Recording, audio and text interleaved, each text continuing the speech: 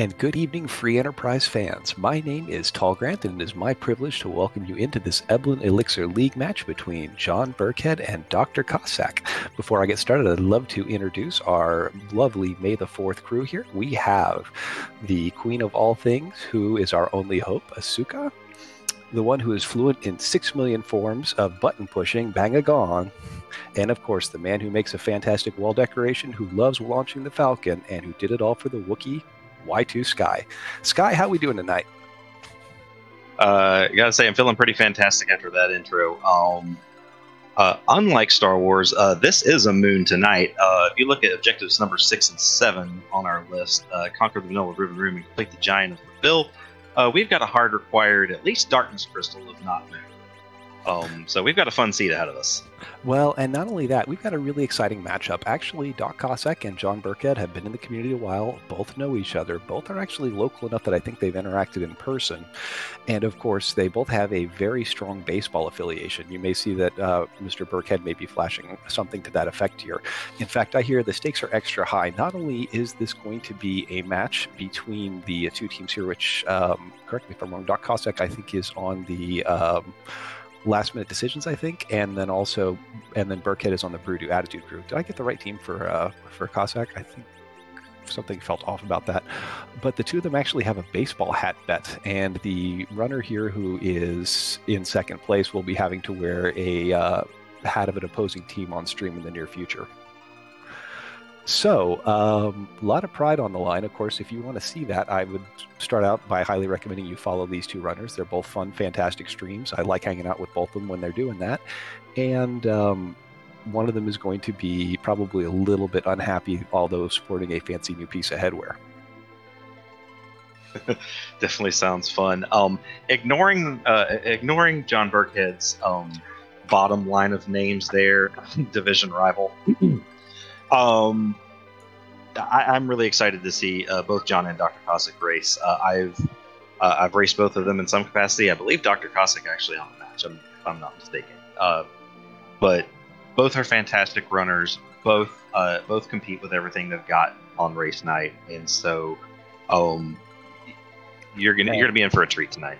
And a slight apology, Dr. Cossack is actually with the Silveria Petting Zoo, so my apologies about that. Anyway, we're about to get started with a Rydia hero, and I guess we can get this with the pregame. And oh boy, there's the best boy Kane sitting right there. And a little Boreas, so for anybody who likes a little flame dog action early, we are all set for it. So let's begin this with some heroic music. So, Sky, tell me, you're in the situation, you got the little green-haired child with you. What are you thinking?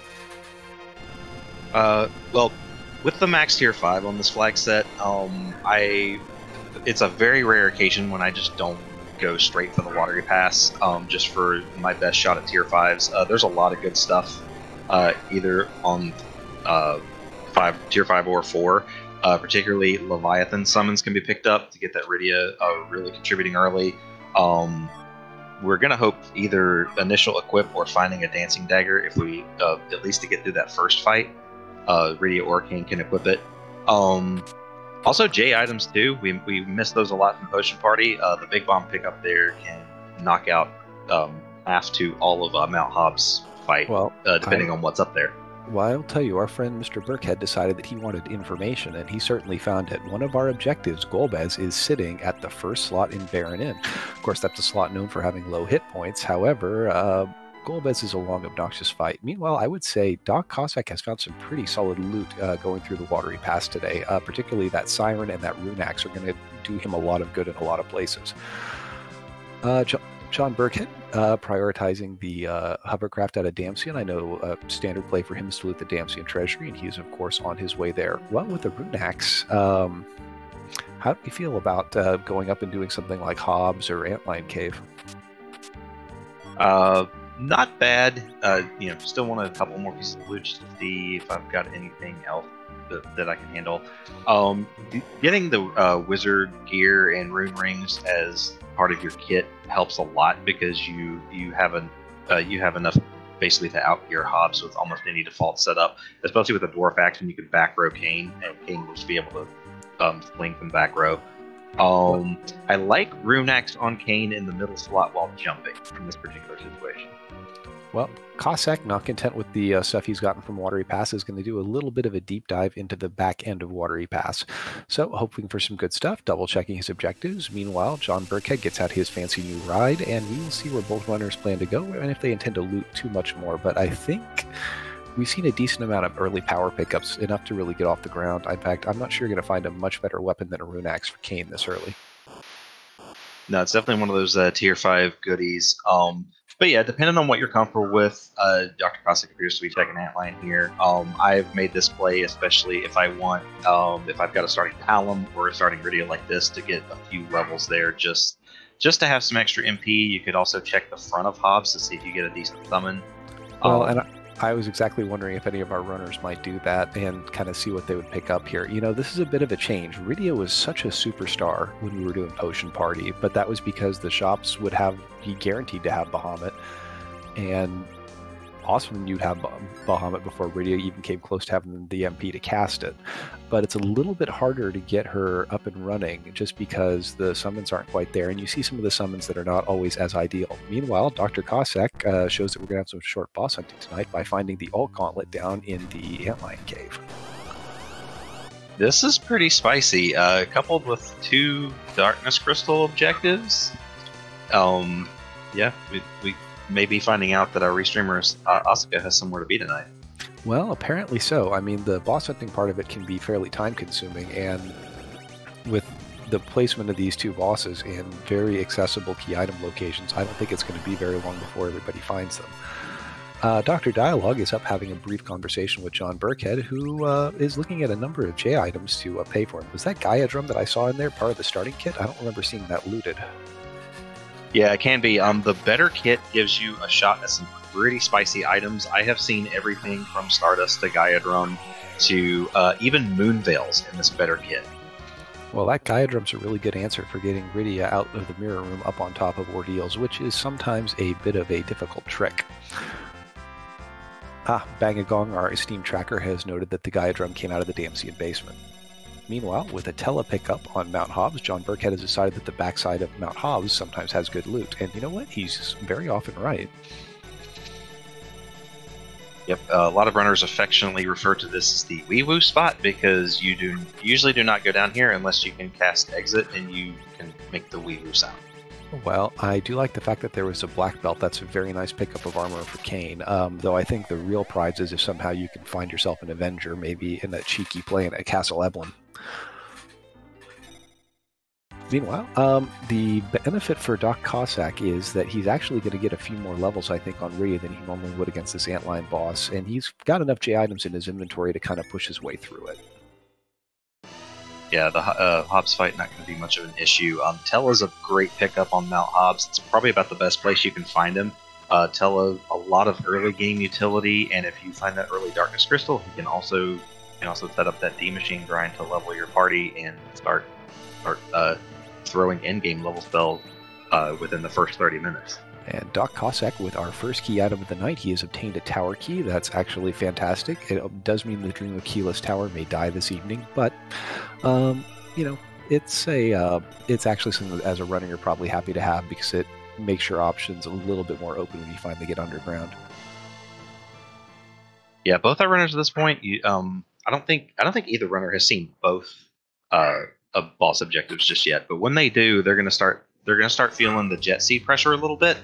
But even if the Darkness Crystal's early, with the way these objectives are set up, your Twin Harp, your Baron Key, your Legend Sword, or Adamant Rock could be just buried somewhere deep in the game, and you still might not be able to finish the seed, even though the first 30 minutes may look like Jet. So it's really tough to kind of plan these runs and map them out as you go. Well, it actually makes it a bit interesting from a watching perspective, because we were having to see the runners under a bit of pressure. When you know that those two bosses were there and accessible, you have to assume your opponent found them very quickly too. And it's like, okay, I need to find go mode, I need to make good choices, and if I start finding myself going down a rabbit hole that doesn't pay out, then I'm starting to feel like I'm in a lot of trouble. Our runner's kind of looking at that Soma drop for sale, and of course, those rune rings are fantastic. They sell for 10k, and with 10 of them, you have more than you'll ever need. So it's an instant source of money just to get some basic shopping, even if you don't do looting, which both of our runners, I think, looted pretty smartly in here. And we'll have a little bit of a high five here while we fight this evil wall in Febule. Dr. Cossack with a spec buy of a boomerang. That's always a good pickup. With no C distinct flag and no C maybe flag, all of our characters are available in any given seed, depending on how you find the key items. So I love that boomerang pickup play. It's a cheap item and it does so much to improve edge. It's really worth just letting it sit in the slot and carrying your inventory. John Burkhead is given the Magma Key as a reward for Fabul, which means he has underground access, and seeing as Doc Cossack is now also going to fight this evil wall, he will also be getting underground soon. That being said, it looks like Doc decided he did not want to have the Tella today. That's interesting. I wonder, he could be saving it for just if the situation warrants it, because if you're not feeling like you need the utility to get through fights, which can be the case in this flag set, you have just so much initial equipment. You may not need the Tella's utility till later. And you may just be waiting for the situation to warrant it. If you have a D machine opportunity, okay, then go pick him up.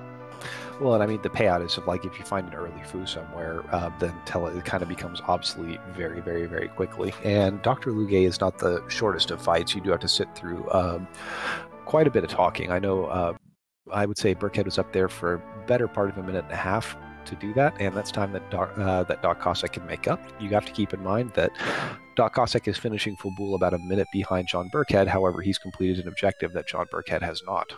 So it's really, really, it's too early to say that somebody's ahead right now. They're just making different choices, and it remains to be seen how well they pay out.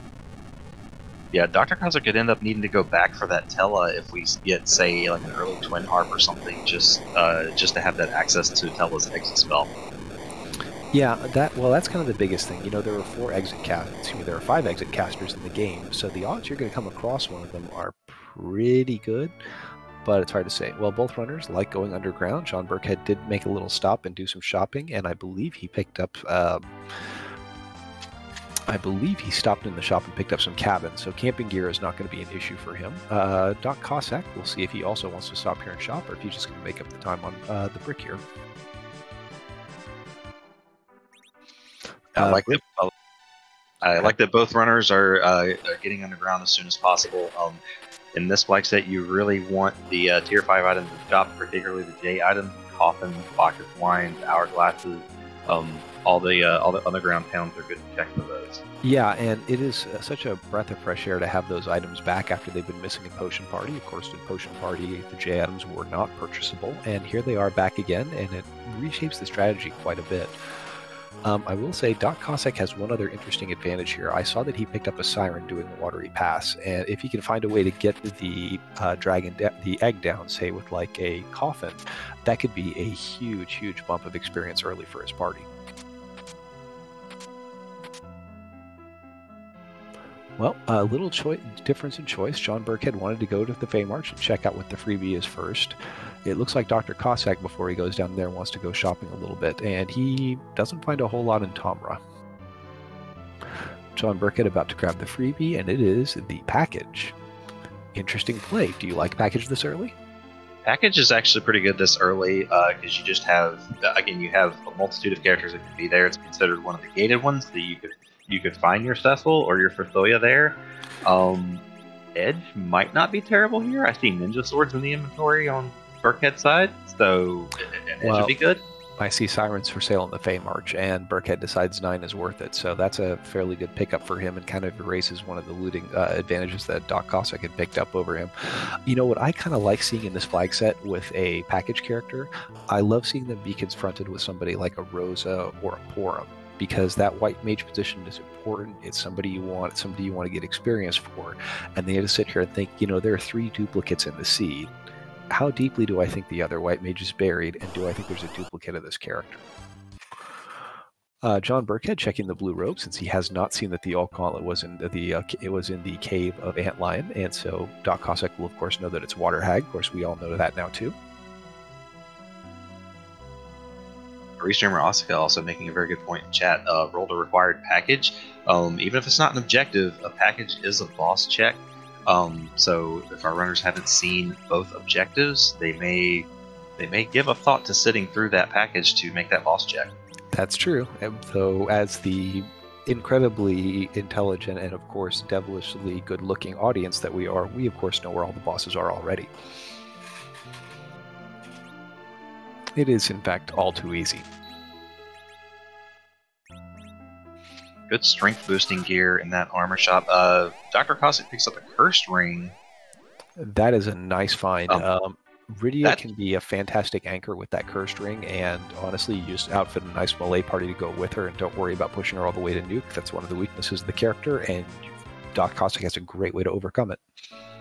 Yeah, Cossack, if there's no other cursed ring readily available that Burkhead's able to find, Cossack may have an advantage here. That was an out-of-the-way chest. I don't think John Burkhead picked that one up. It's very typically skipped by runners. Particularly in this flag set, I think you'd see it more often in our potion party when looking for the flag for the trap chest. I saw that Drop Dwarf there was some kind of mechanic, but I didn't catch exactly what kind. I think motorboat mechanic. John Burkhead showing us he is indeed a man of the people. Yeah, he is. We do love seeing that.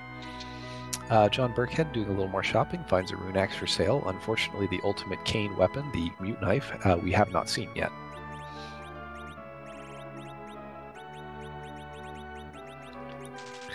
Alright, so Doc Cossack is making his way down. John Burkhead did spend an awful lot of time shopping in the Fame Arch. I'm curious if Doc Cossack is going to quite work as hard, or if he's going to work it. Of course, Doc Cossack also has to walk back up to the save point because he will not have exit with Tella. Yeah, Burkhead, pretty bold move selling the ninja sword early. Hopefully we don't live to regret that and find an edge and be unable to equip him. Well, the nice thing about ninja swords is they tend to appear in these gated shops, and so there's a fairly good chance that he'll be able to replace it, and there are coffins. This is going to be a good investment for both of our runners. I assume we'll be seeing Doc Cossack here soon, but this will tell you right away how many sirens that they intend to take. And a cursed ring out of the random pot for John Burkhead, and we have a little equalizer. Wow. Some good loot in this seed. I tell you, the dwarves have been saving it up pretty well.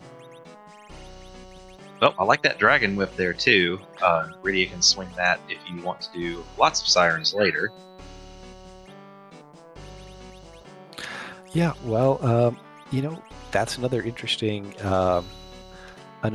decision of this is there's the old classic Morpheus strategy of 30 sirens in a dream. Do you just get 5 characters and just go for it, get the power overwhelming, and go crush the seed, or do you wait for that nice bonus when you have 10 key items? Flag set like this, where you have a fair amount of power from gear, especially if you take trap chests and with adamant armors available, I tend to not like the early grind like that, especially the 30 sirens. Maybe if a very early D-money presents itself and I've got multiple casters, I can cast 2 or 3 nukes around. I'll do a D-money early.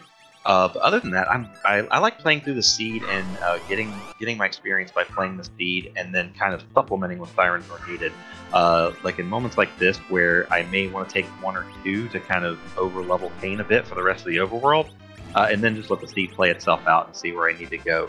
Because especially on a long seed like this 6 out of 7, you tend to play the majority of the game, and you end up not needing that much grinding if you play the seed out. Well, both of our runners opting to go to the tiny spur of land over on the west side of the underground and take a siren or 2 just to get things off the ground. You can see John Burkhead throwing coffins. I don't think Doc Cossack had stopped into Dwarf Castle, has he? He does have a coffin that I think he picked up looting, and I think he's just going to rely on that. But let's see, I think Burkhead took at least 2. Yeah, you want to pick up a few when you're shopping because there are several other spots where you want to have that, particularly if you see like a hypo guards in a higher HP spot, or Baron guards somewhere, or dark imps. Your coffins can just burn through those, and you don't even have to worry about their HP pool. Well, John Burkhead about to make his way down to Antlion Cave and likely to discover both his first objective and the tower key. Meanwhile, Doc Cossack noticing that coffins are for sale here at Dwarf. Rydia getting outfitted with some very nice gear. I think both runners picked up similar casting gear through the shopping down here, so we're going to see some parity in how things are done. And in fact, when John Burkhead is done with this, All Gauntlet is going to correspond pretty closely to when Dr. Cossack comes up from underground, so we'll probably have a pretty good bead on who may have an early lead in the race. Yeah, with popping the siren, I can see, after this antlion check, Burkhead and Dr. Cossack both kind of high-fiving each other in the baronet, would be my guess. Well, do you want to go up Ordeals, though, and get this fully armed and operational battle tele online? That's a good question. I mean, frankly, this fight that John Burkhead's in and that Dr. Cossack has done could be done a lot more quickly if you had tele doing things like virus in it. Yeah, if I'm thinking about this, it really depends on if I get more information on key items or if I get opportunities for more character checks. Also depends on who's in this package. Yeah, well, I think from a runner perspective, there's exactly one guy you want. The one where you can take him to embrace the dark side and return to the light. Not unlike a certain young youth from a desert planet. Yeah, very, very much so. But yeah, if I'm looking at this situation, wow, commentators force sensitivity. I'm not going to say curse here. Yeah. Well, okay. There's an upside and a downside to it. So this makes the little discussion I was going to have here moot because yeah, we've got a Sethel we're definitely going up for. Before I see this Sethel, maybe not because I want a little bit more information. And if I end up replacing this tele later, I know I've seen both objective bosses. I'm not as excited about Ordeals unless I have this Dark Knight. Well, nothing better than walking around in a set of dark armor and having a bit of an asthma problem. Well, John Burkhead has completed his tower key. We'll see how long he wants to wait before he looks at the package, which looks like right now. So I would have to say, based on common stuff, John Burkhead has a little experience edge, and actually, progress-wise, Dr. Cossack's out in front. Of course, Dr. Cossack and John Burkhead both checking in this cave. They have each, and actually, I'm surprised John Burkhead is he's probably looking for D-Mist. While we found our two required bosses, of course, the Mist Dragon is available to put an item with Rydia's mom. Yeah, so we'll still see a few boss checks, but not necessarily the dedicated face checks that you might see if we're boss hunting for to finish our objectives. Interesting. For some reason, John Burkhead does not want to take Cecil with him up the mountain. Yeah, I don't know. I mean, even yeah, you've got empty slots in your party you can fill here, and well, that's the thing though, is that's one more person who's taking turns and delaying you from inputting commands up here. This may be a play to try and do the mountain more quickly. It also could be an opportunity, as our chat has pointed out, to have one less character to go through the Golbez fight. Yeah, if I'm thinking about going to the Golbez soon after that, then maybe. Otherwise, okay. I don't feel like it takes too long to input a parry if I want to, or input another fight. And Cecil can actually do some damage if he becomes pre-equipped with Black Sword. Well, I think we're going to see John Burkhead as he's playing with his dolls again. Again, like another famous man in the black suit of armor. We throw a Thor Rage from our pile, and it is not sufficient to kill even one of the front dolls survives that. That's not a very impressive cast. So Kane's magic use leaves a little bit to be desired, and John Burkhead's going to play with a little fire for how we're going to do this fight. Yeah, this gets a little bit risky, although queued up enough to get through it. Yeah, it's just you don't want to have to sit through the big doll. That's always it's not worth the boost in experience you get, especially in a spot like this for the amount of time. John Burkhead now finding Dark Imps, and I think wishing he had saved a few more coffins. Yeah, each one doesn't really have that much hit points at this spot. It's not going to be too terribly difficult. Yeah, Kane swinging for 660. This won't take terribly long, I think. Well, Doc Cossack chasing right behind Burkhead up Ordeals. However, he is up a check. Dr. Cossack took the time to go visit Yong in the Fey March and visited Sheila, who handed him the hook, which gives Doc Cossack access to another gated shop and another character check. which again could be huge depending who's there. And Doc Cossack has a little better J item inventory to fight these things. I think the advantage for Doc Cossack came from the fact that he struggled through that all-gauntlet fight fairly early and didn't have as many things. And any of the goodies he picked up when he went down and did the Fey March walk down were available for that fight, versus John Burkett, who I think threw most of that what he had against that all-gauntlet.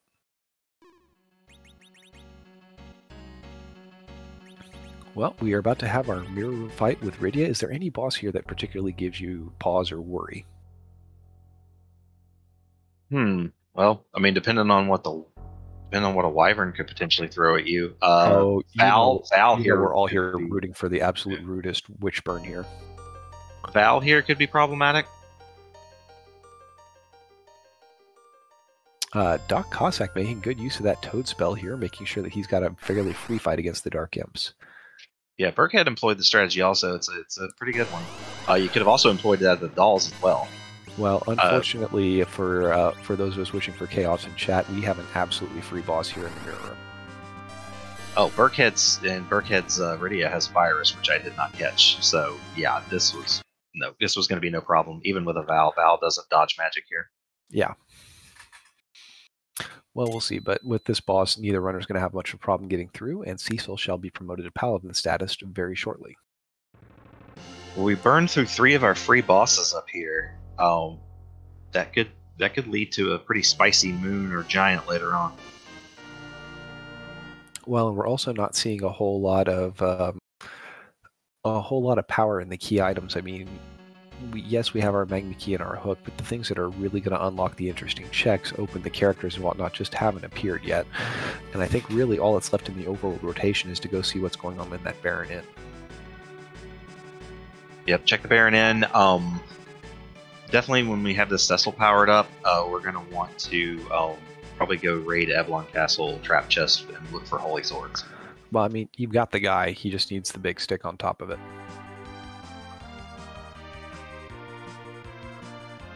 Of course, I was interested in having a big holy hitting stick at one point, but my uncle wouldn't allow it.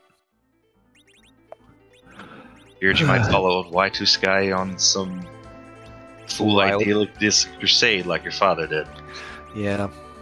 Well, and we all respect him for that, and it made me the man that I am today. All right, John Burkhead, remembering Golbez is ahead, and we're seeing some magical transformations in this party. Of course, what makes this a little bit scarier is there's a trickier second fight sitting behind this one. That's probably the choice in the minis. It's going to mean that both Tella and Rydia can still spellcast. Yeah, we're in pretty good shape here with the Kain pretty well equipped. Yeah, and just takes the Tella right out. Rydia also able to use Virus. So, yeah, whatever shows up behind this Golbez shouldn't be too much trouble. Well, I wouldn't feel bad. If we strike Tella down, he'll, of course, become more powerful than we can possibly imagine. Probably by replacing the Fusoya later.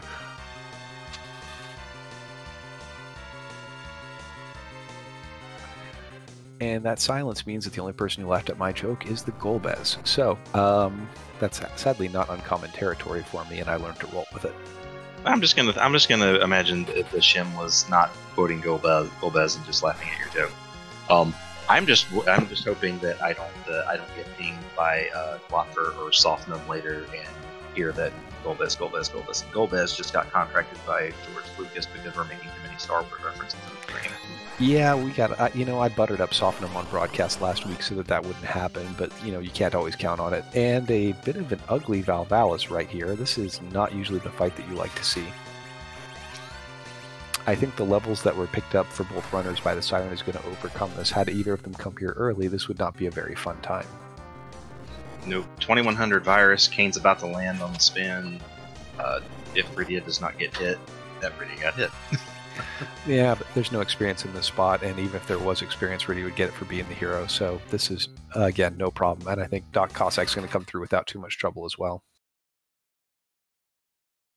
Good character pickup here, too, with a Rosa and an Earth Crystal. Well, so I hate to disappoint them. I think there's a good chance we don't see the treasury tonight. No, not with the loot that we have. I'm still thinking... We've got a Rosa, we've got a Cecil waiting on us. This party's generally fine unless you really want to go after a Fusoya.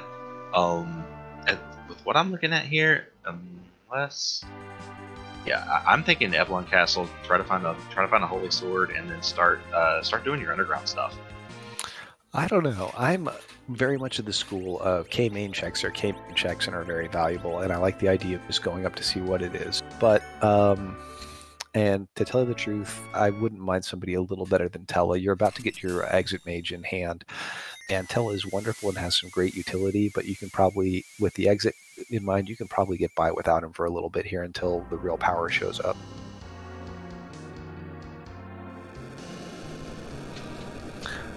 Well, Doc Cossack also threw, picking up his Earth Crystal. Of course, Doc Cossack sat through the package cutscene but went no farther, so I'm curious to see again. We're going to get another snapshot of where the two runners are relative to each other. I very much think that now that the Golbez play is done, Doc Cossack is going to go grab his Cecil.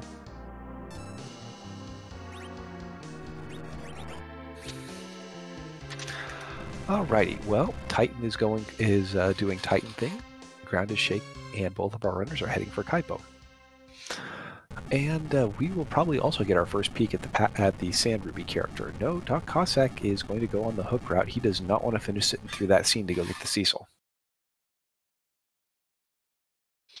Maybe checking the character there first to make sure it's not a duplicate? Well, if it's another Cecil, you save a bunch of time. Then again, duplicate characters are on, and a 2 Cecil party can do an awful lot of damage very quickly.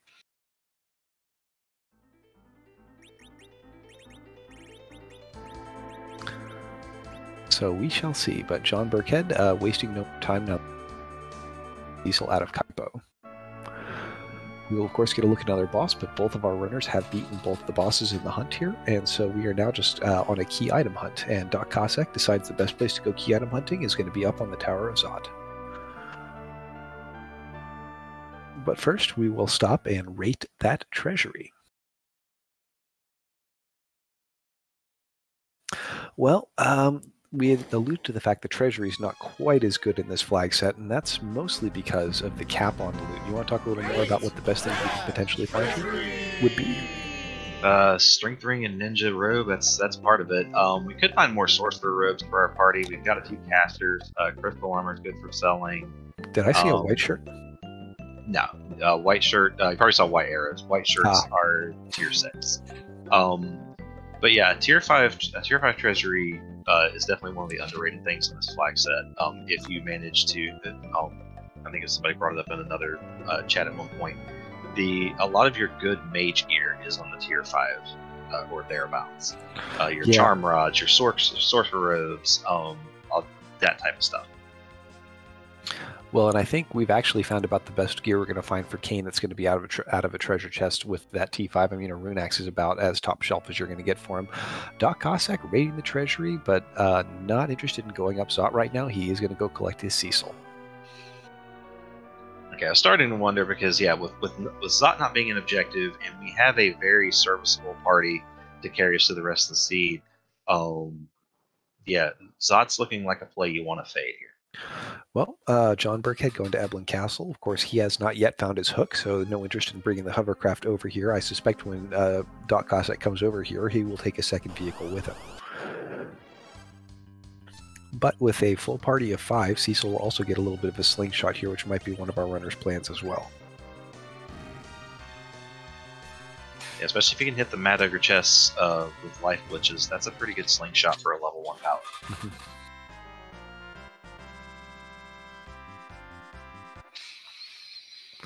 All right, and Doc Cossack completes his fight against the absolutely wussified D-Lunars, and will now have his Cecil ready to go.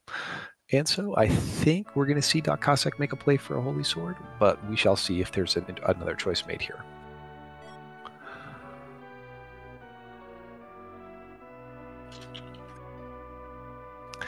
All right, and did either let's see, I don't think John Burkhead went and looked at who was on the package, or who's at the Sand Ruby character. I wonder if Doc Cossack is going to give us a peek, or if they're going to say, you know what, Cecil's good enough for me.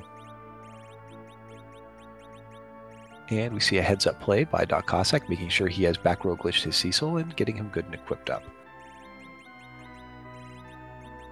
Yeah, getting cover strats ready if you don't want to burn your hourglasses and Evelyn is a good call. Lunar Staff is a good pickup. That's a very serviceable in-game healing staff for your Rosa. Yep. And John Burkhead has found the first of our trap chests. He gotten where he doesn't have the hourglasses. He's just going to go ahead and drop a Gaia drum right now and let Tella finish it. Only gets one of the skulls. Yeah, the skulls have just a little bit more HP than the Gaia drum can normally handle. Well, you know, the really popular thing to do in here is to have Edge and have him throw flame. Of course, Edge has not made himself apparent, so that was not really the first of options available here.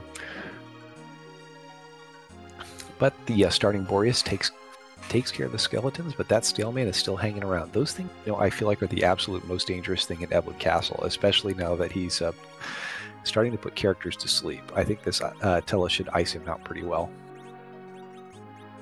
Meanwhile, Dr. Cossack has found the Leviathan summon in the Eblan Cave shop.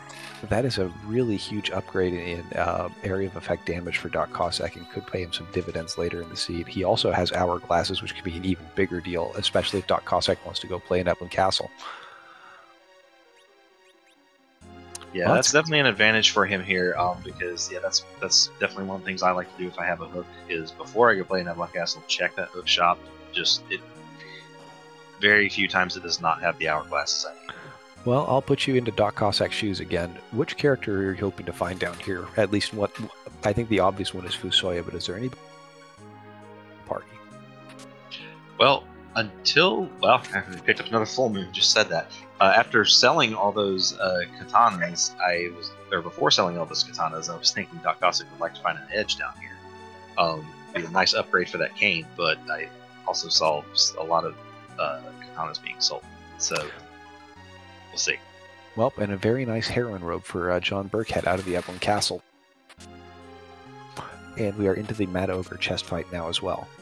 Doc Cossack looting his way down. He'd probably take the double Staleman chest should he come across it, and he does come across it right here. You know, the other thing that we kind of mentioned earlier, you're a half hour into the seed, the underground's open to you, you have the tower key burning a hole in your pocket, and you're pretty sure your opponent's in the same spot. Nothing was terribly hard hidden. Is there a lot of pressure for you to get through these fights as quickly as possible? Yeah, Eblan Castle, and especially Eblan Cave, that Dr. Cossack's looting down here, it does add a fair amount of time to your run, but the payoff is just too good between the shots at Adamant Armor and Crystal Sword and Excal.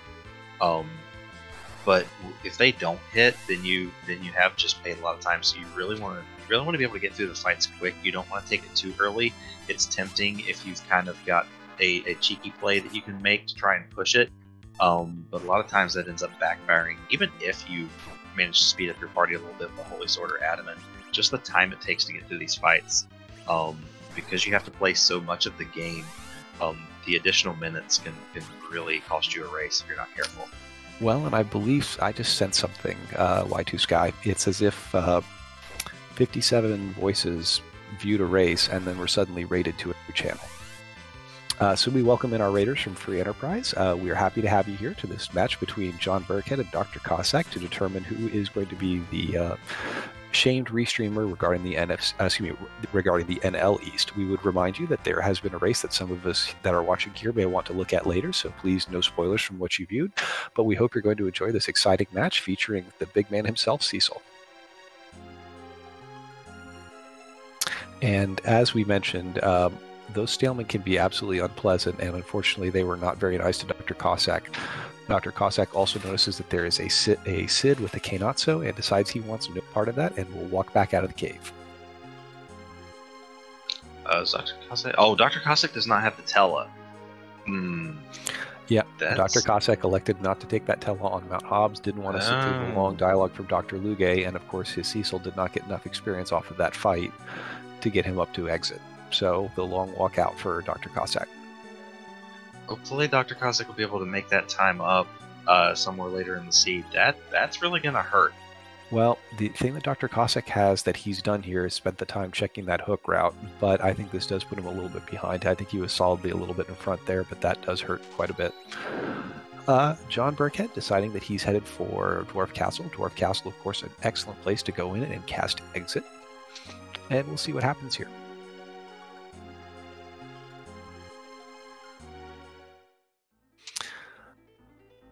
And of course, our friends from the Howdy Cafe are having their little... While we wait for this little cutscene to play out, I would be remiss if I didn't take a chance to shout out the wonderful people on our Restream team, who are all fantastic runners and fantastic players and great people to hang around with. So I'd encourage you to go check out their channel, our Restreamer, Asuka. I don't know if she wants to name her second secret racing channel, but I know it's out there and may involve our hero for tonight. And then, of course, Bangagong, who is doing our tracking, and seems not to have eaten any buns tonight, and my esteemed co-host Y2 Sky, who's always a fun time to watch. Thank you, thank you. John Burkhead taking on these Magus sisters. Pretty good setup for this. Given Kane's got a rune axe, Rosa's got already heroin. Yeah, the Magus sisters aren't going to be too long for this world. They can still do some damage before they go. It is a little sad to see only the Chocobo in that summon menu for Rydia, but I think that's about to be upgraded. Yeah. Also noticing in chat, Burkhead has a fellow Mets fan and Firebird lover. Apparently, a lot of the Free Enterprise community is fans of the Mets, who happen to be, what is it now? Is it 4 games behind the first place Atlanta Braves? I don't think either of our runners would like you bringing that particular positioning. Rydia's I'm just stating facts. Well, I tell you what, Doc Cossack not messing around with that second opportunity of the Staleman. Rydia is going to wash away all the problems that occurred before. In the meantime, we are going to get a look at our Baron Castle, excuse me, our Dwarf Castle character. Thank you, J-Mac. Thank you. Well, Karate Man Yong, who is now free thanks to his out of the Potion Party flag set with Cecil and Party, you get this, and there is a lovely Edward. Will John Burkhead take him? He will not. In fact, I think this is about the kind of thing that leads up to a spoon appearing.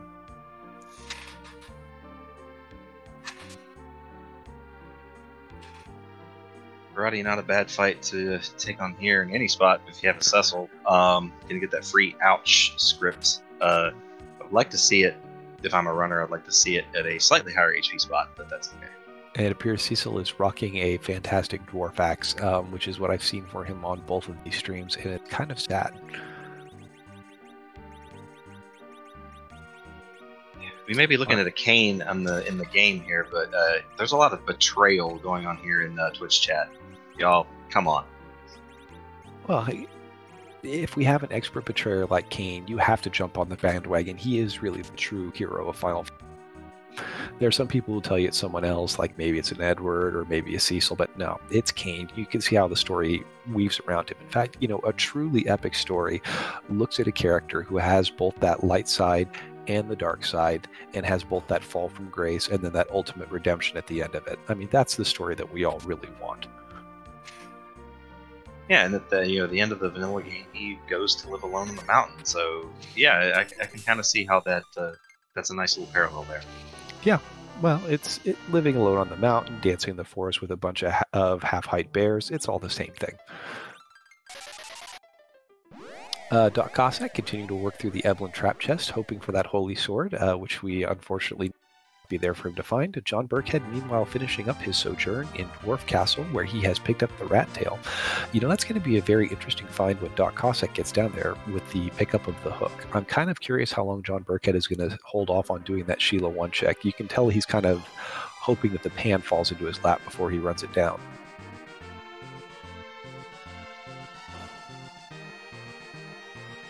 Well, we have a little bit of walking and a little bit of run. We'll take a minute here and talk. Sky, how have you felt in general about the Mixer flag set? Is there any part of it that's a callback to the other flag sets we've done that really strikes you as fun? Definitely love the Lolly Ho League throwback between the Can't Run flag and the starting kits. That was a very interesting way to have to set up your grind fights in some of those cases. That's pretty cool. It's also the required, or not hard required, but objective Cave Magnus is always fun for both runners and for chat. Well, I mean, who doesn't love music? I think everyone except for, of course, the Fade the Harp Check team out there seems to be a huge fan of seeing it. And of course, chat always loves to get those moments. Of course, I am keeping my fingers crossed, I finally scraped together the points to get a harp song put into the pool. I haven't seen it out in the world yet, but I'm hoping that it'll pop up in the near future.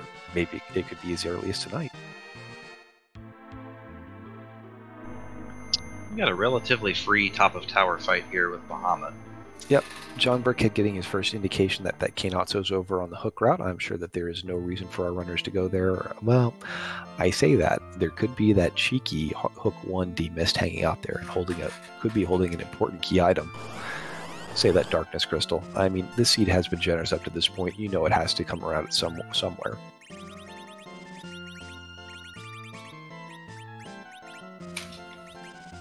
John Burkhead putting on the Artemis arrows. That, I guess, if you're going for extra attack power, that's okay, but you're definitely not going to get the dragon weakness there. Bahamut, unfortunately, classified as a summon monster, not a dragon. So, yeah, the 1500 is still pretty good, but nowhere near what you'd get with the dragon weakness. Yeah, as dragonish as it looks, it's not a dragon, just like that D-Mist and does not stand for dragon either. Of course, I wonder if that D in D-Mist is kind of like the S and S grunt, where one cannot really determine what it ever really stands for. Yeah, I think you're right. Adam Bomber here on the Cossack side. Is that from Dwarf? I don't remember seeing where that came from, actually. Unless it was the Staleman chest that I missed. Well, it could be. The Staleman chest was something that I was distracted with. Cossack fight his joy in the other Staleman chest. So right, our tracker Bangagong clarifying it for us. Adamant was the Mad Ogre's chest, and both got it. So I think we were watching other fights and just missed that. Right. John Burkhead, of course, getting some sort of sword off the top of tower, but blasting through it faster than I can read exactly what it was. Oh no, that was a Darkness Crystal. Oh, well, that's a very interesting thing. And tied to 2 objectives. Well, how early do you Giant? Do you feel brave and strong that Cecil can go handle it without a big, or do you still want to go find that Holy Stick before you really try to push to that 60,000-ish hit points of that first boss spot? Yeah, admittedly, I'd want to see. Yeah, let's see what the super cannon here gives me. I would probably be spending the time walking down the tower thinking about this one. It is interesting where you could demoney.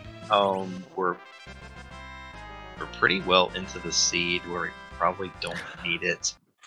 It just feels a little bit too late in the seed to invest all that time in the levels, especially with the fact that there's high experience stuff that you're going to be capable of taking fairly quickly.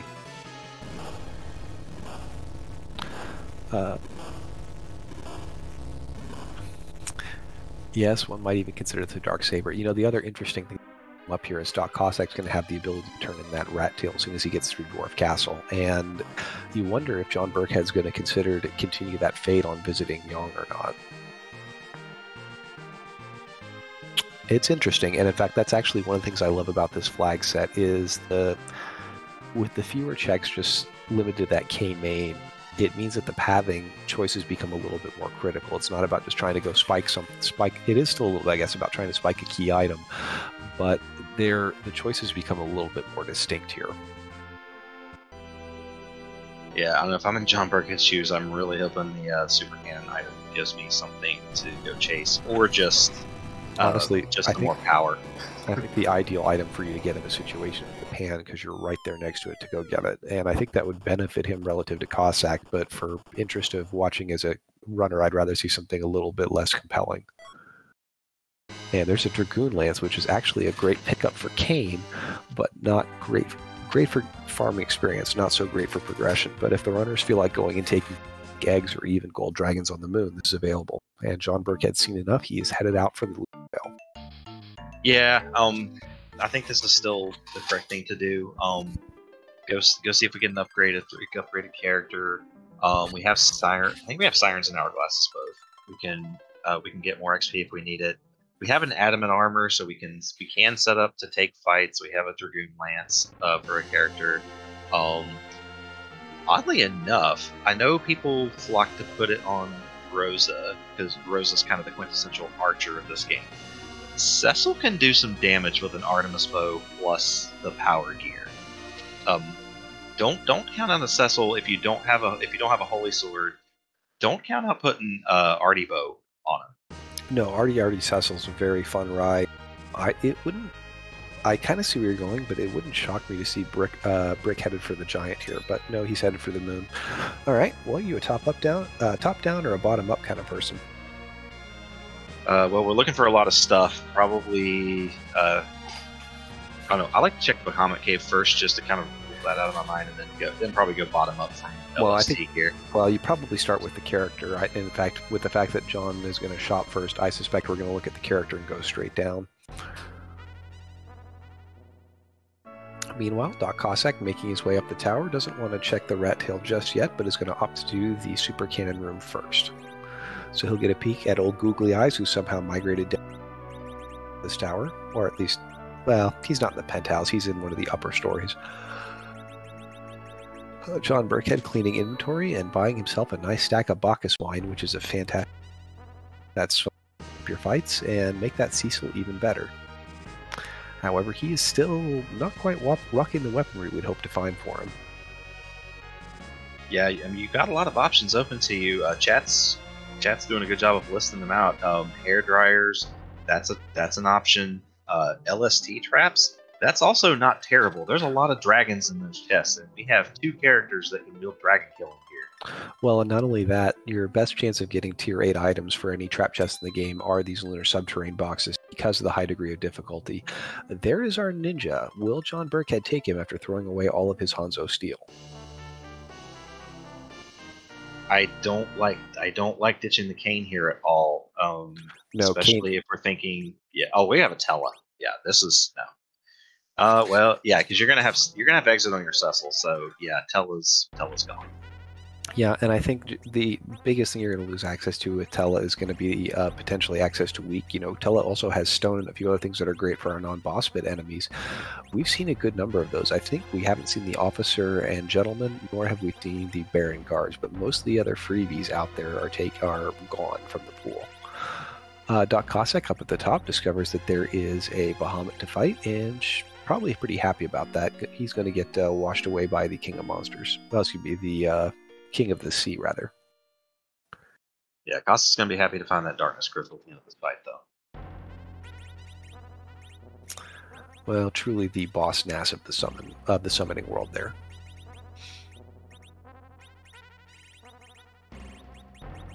All right, in the meantime, John Burkhead looks like he has made his check out the Cave Bahamut and is going to go take a look, I suspect, at doing a dragon before he does the fight, seeing as you can summon those with your sirens on the way down. Finally outfitting that Cecil. He has been running around without much clothing and just a dwarf axe for now, so he's going to at least get an axe. And by misread, he's actually headed down from the lunar subterranean. Yeah, got the adamant armor on Kane with the Dragoon Spear. That maybe taking these chests. It's possible, but again, it's hard to tell between that and the Gold Dragons. I think, though, you're right. I think the chest is the more interesting play because the need to try and get that big weapon on Cecil and that worry that your opponent will one up some. Doc Cossack has his Darkness Crystal and will be making an interesting choice here, particularly because he has that rat tail, which I think we'll see turned in before he goes up. Here we go. Drain Spear, first LST chest, a good dark weapon for Edge. Mm-hmm. And Dragoon Armor, which is also great for fighting the... I say Dragoon Armor loosely, it's a hat, but still the benefits of all the resistance to dragons showing up there are present even in that, which makes Dragoon Hat a fantastic item to find. The beautiful part about element or monster type resistance items is you only need one of them. Mm-hmm. Yep, and usually there are more useful things to put into the hand slots than there is to put on that head, so the Dragoon Helmet is a wonderful, wonderful find. Especially if you have a Cecil or a Cid. John Burkhead finds a fight, and I believe he picked up Mute Bell, so this shouldn't be too scary for him. And of course, it'll be even less scary with this Hourglass.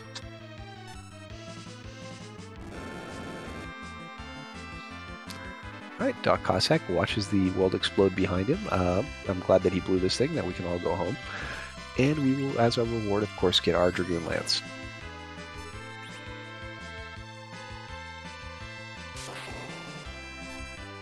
Alright, and will Doc Cossack go turn in his Rat Tail? Quick check of his key items, I think, is a reminder that he has it, and he'll be on his way shortly. Yep, heading left, gonna grab that hovercraft and see what the Tail Collector has for him today. This could be a big deal.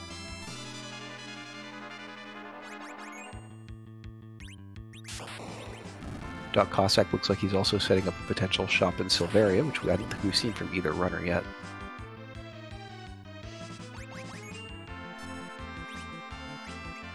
Alright, what's in the lottery today? Once again, Sky, did either of our runners look to see who the Sand Ruby character was? Negative. They were both right. Yeah, they didn't go in. John Burkhead just picked up a crystal sword from the Warlock chest there, so great find. That's going to pretty much catapult him to the driver's seat. That probably means we've seen the last chest. We will see 2 more boxes looted on John Burkhead's side, be inside that ribbon room. There's not really a whole lot more need for more gear from this point forward. Just a Yang in that bed, so pretty much a Zonk at this point in the game. Yep. For the Sand Ruby check. Yeah, I think Doc Cossack was probably really hoping to get something. Would be hoping to get something like a Twin Harp out of that. That would lead to potentially more good things.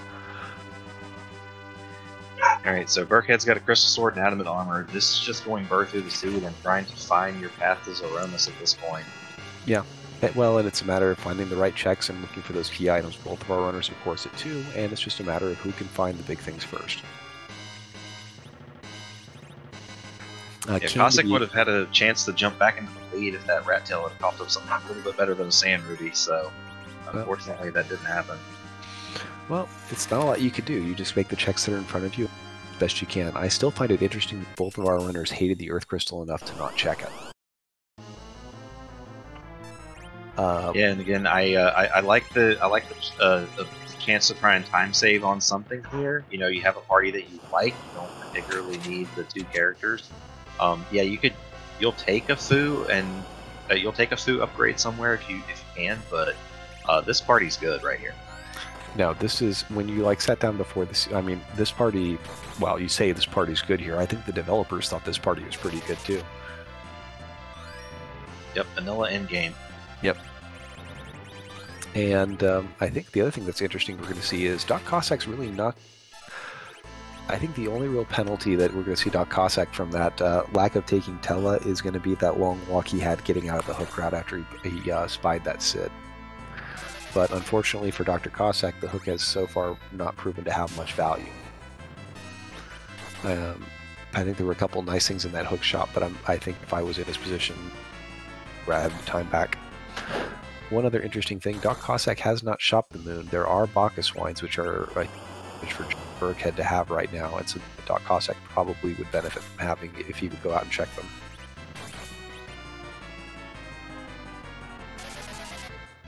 Burkhead not really getting a free fight out of this Ogo.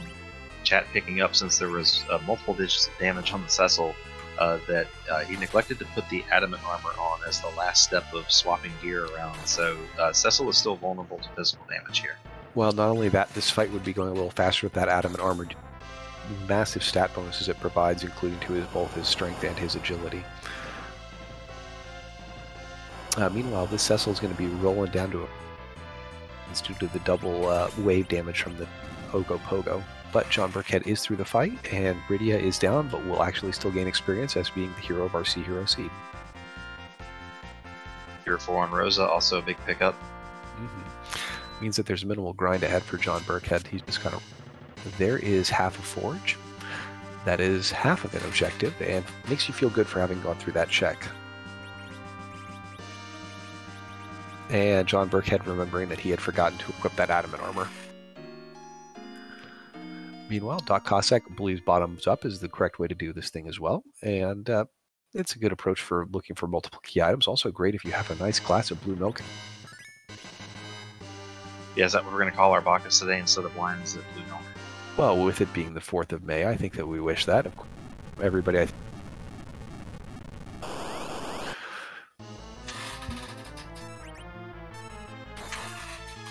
And we just find a Duke Dragon in the White Spirit Altar room for John Burkhead. Well, again, the equipment in the seat has been very generous and going to have a Pale Dim. Casual 6,000 damage there. Doc Cossack deciding it's time to stop and do a little bit of grinding. He's, of course, well set up for it with that Dragoon Lance and with an Hourglass, so I think Doc Cossack's going to try and get a lot of power and push through in that way. And I'm guessing this means that Doc Cossack is not going to go sword hunting the way that John Burkhead did and hope that the seed provides him with a big holy weapon.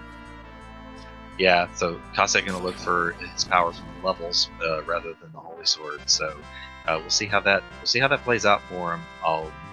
But yeah, John Burkhead just is going to clear through the rest of these checks pretty quickly. And wow, there is the second half of Forge. Of course, with Iridia Hero, unlike most of the other heroes, there is a singular item. It's a very powerful item for Iridia, but it's unfortunately not shareable to any of the other characters. But yeah, apparently somebody on the moon likes making special weapons because both halves of Forge ended up here.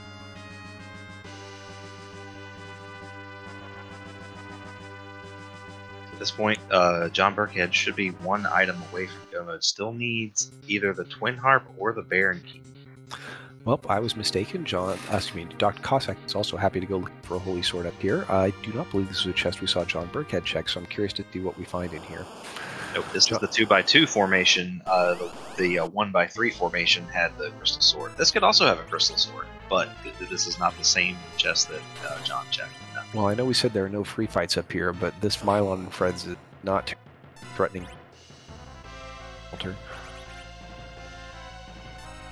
That Iridia for Doc Cossack has been doing a lot of work with that Leviathan. He's been getting spell.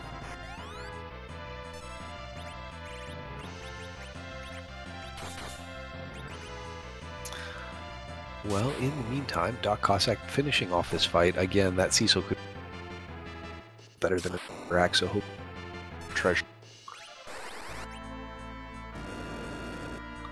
Edge doing a little bit of ninja work here. Again, a lot of hit points on these zombies, more than you'd expect, but again, I don't think at these levels either of our runners is going to be particularly threatened here. Doc Cossack through his trap chest. Let's see if there's value. A crystal sword. Wow, this seed provides. That is number 2 in the LST, and Dr. Cossack really needed that. That's a big shot in the arm to his bid to catch up with John Burkhead here. Well, I believe our illustrious restreamer Asuka rolled this thing, and frankly, with this is how it's going to be, I'm inviting her to the house for this year. She is giving out gifts. Alright, John Burkhead has taken out the Friends, and Mylon remains. Because one is truly the loneliest number.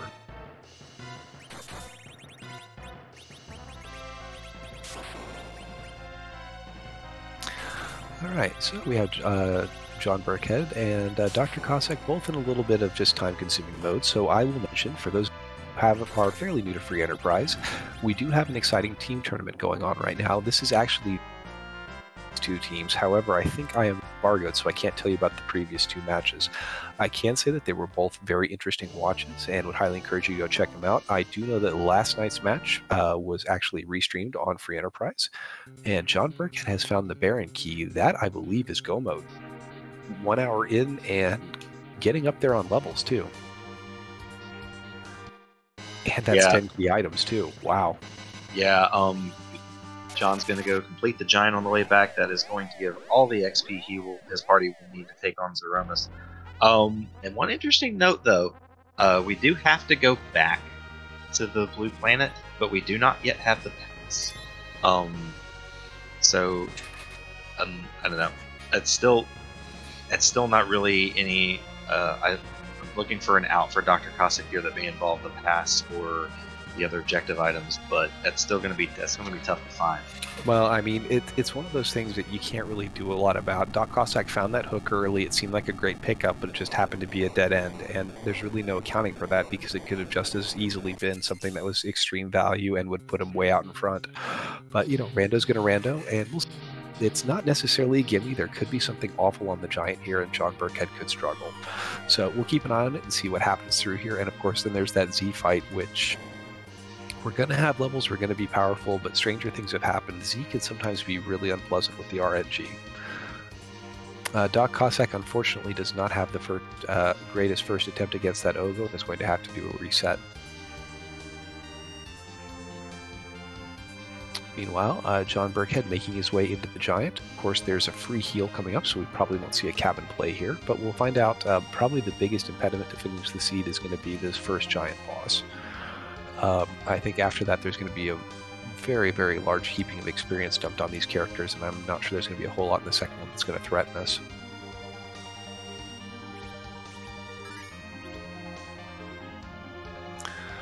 And we shall see who is here. Doc Cossack, meanwhile, opting to go over and take the Pale Dim to get a little levels before attempting that Ogo Pogo again.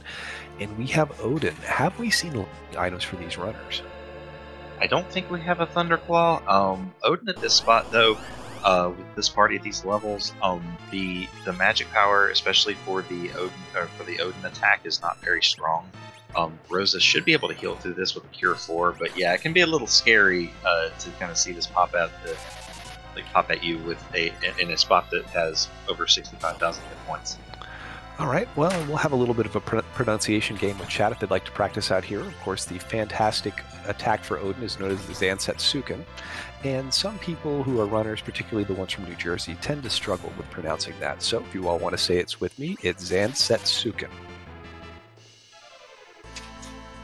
Zansetsuken. Zansetsuken. A little bit of a nice word for you to take home with you today. All right, Doc Cossack decides that it's not worth the trouble to do that altar with the Ogo Pogo, and sadly is walking away from both the Adamant Rock and the Baron Key. That's a little bit rough just to see that. Yeah, that Riven Room is also an objective too, so I'm kind of wondering what Cossack's looking for here. I think levels. I think he just wants to get a little bit more power on this party before he goes there. Well, we see our slashing attack from Odin, which not even take Rydia out. It power in this space. The Xenocat correcting is a Zantetsuken.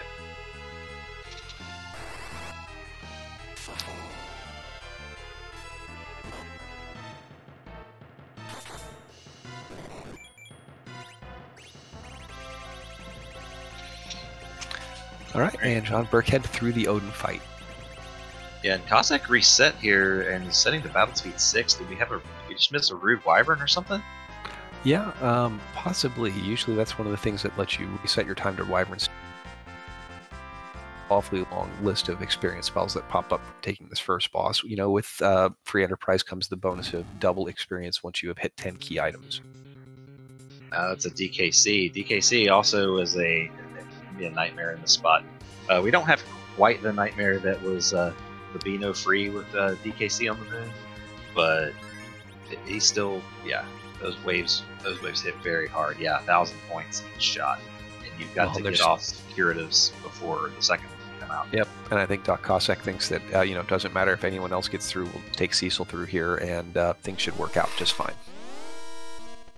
Yeah, I think Dr. Cossack can also get through the other moon fights with this particular party formation. He had Cecil in the front row, those first attempts through the Riven Room and the White Spear Altar. You get that Cecil a Crystal Sword, and in the back row, that Adamant Armor, you should... Oh, still taking a wipe here at the DKC. Yep, that's unfortunate. Meanwhile, John Burkhead just absolutely shreds the element fight. It is weak to almost everything that this party is carrying, and while there's going to be a bit of a reduction in experience, I don't think it's going to be a problem for him.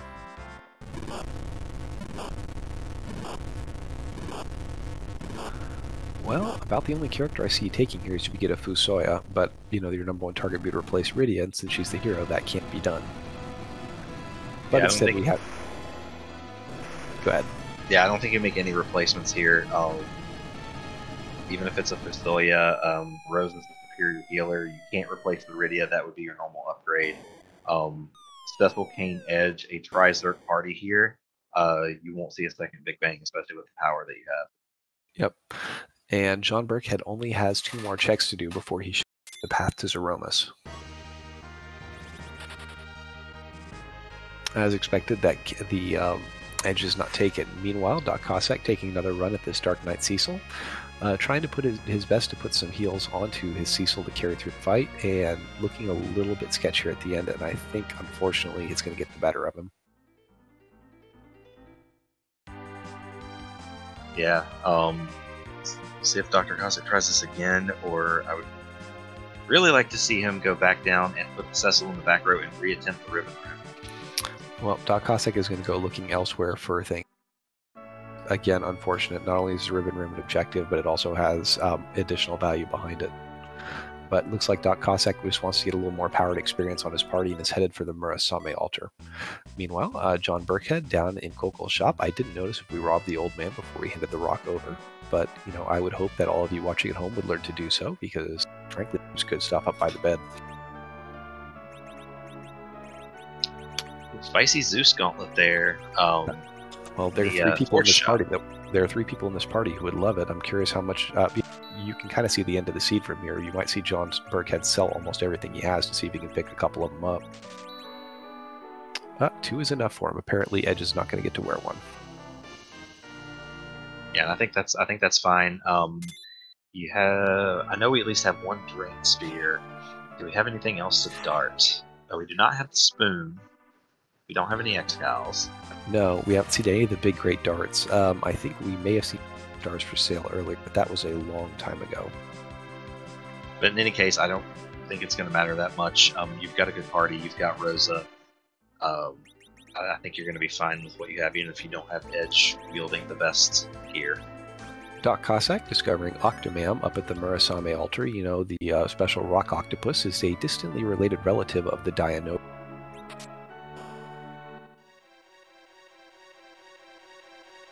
Except the eyes on the Octomom are in a much sillier location than the Dianoga. The Dianoga is just freaky.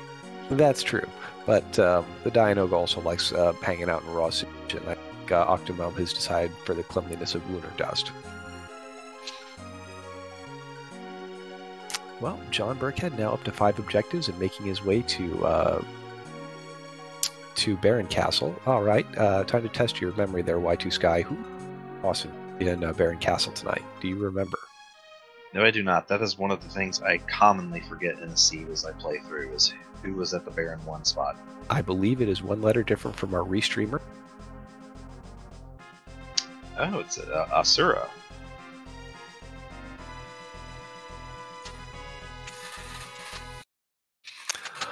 Alrighty. The pass for Doc Cossack, that is actually a very good pickup for him. It means that it will save him a couple of minutes here, but again, he needs to start getting toward the objectives, which means he needs to get back down to the bottom of the moon.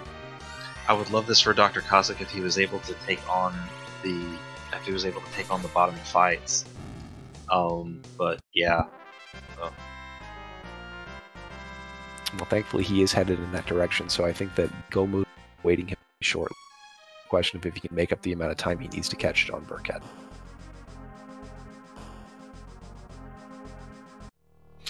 John Burkhead, seeing his next to last fight lead, is going to stay with Barkle. We haven't seen Wyvern yet. Surprise awaits here.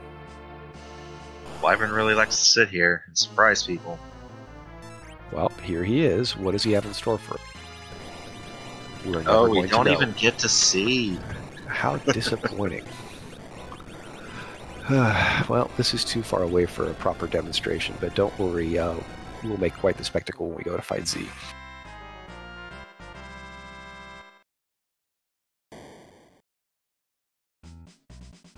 And we have a very late to the party Palom. And frankly, he can go back to Tashi Station and pick up his power converters. He's not coming to this one. He can just go learn Quake and then make his own Starlight Pit. Yeah. Well, there he will. He'll learn the true meaning of pain over the next 1,000 years. That's unfortunately how it works for him.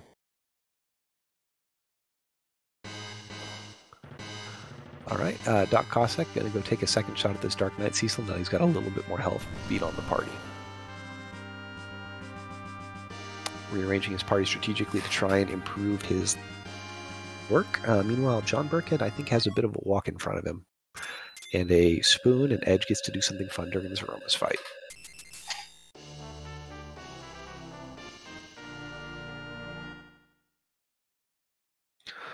All right, Crystal available on John Burkett's. Headed up.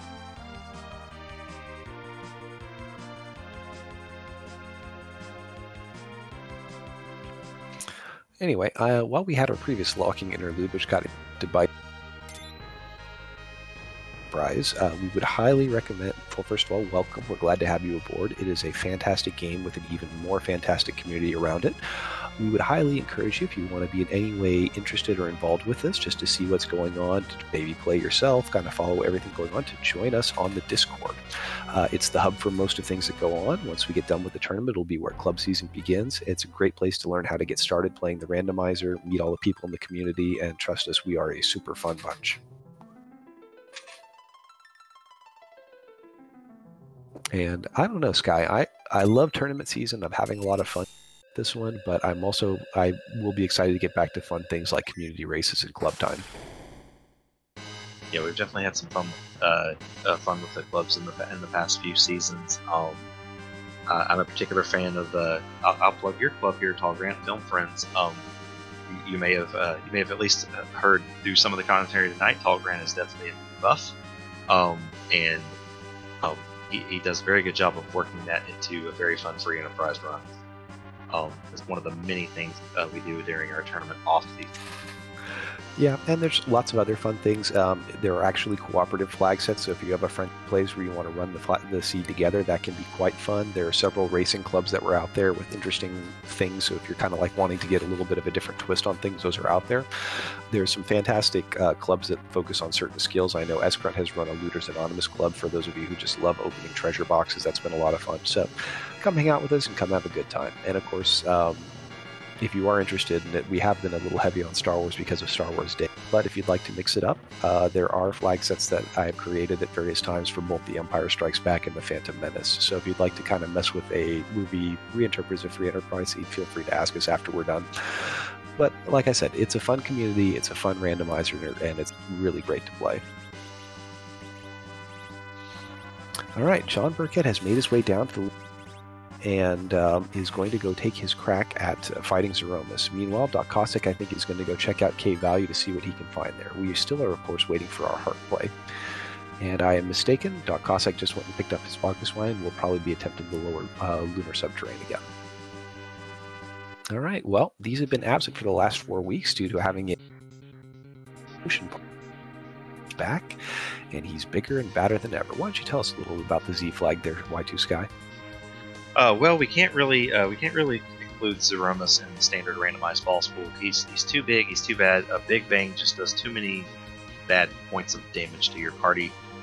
So we don't want to put him anywhere earlier in the game. However, we can randomize his sprite. So we have.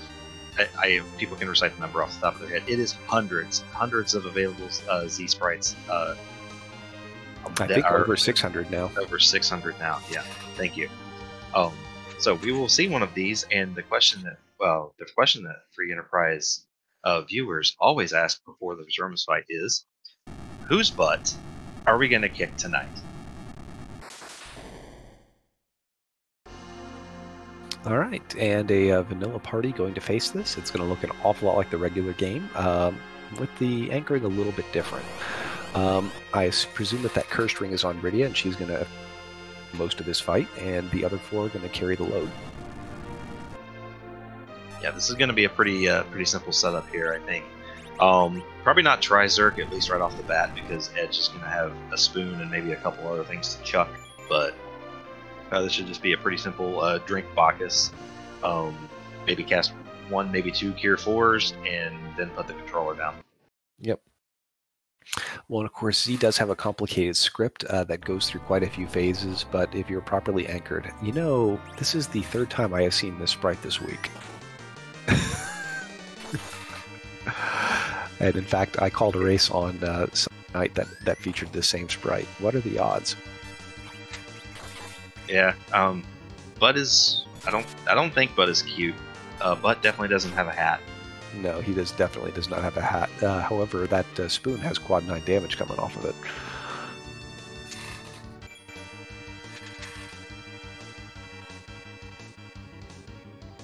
Look, Scala, I know it saved you money on not having to fly him out against here, but long trip, you can get for about, well, 2 up front and 15 when you get there.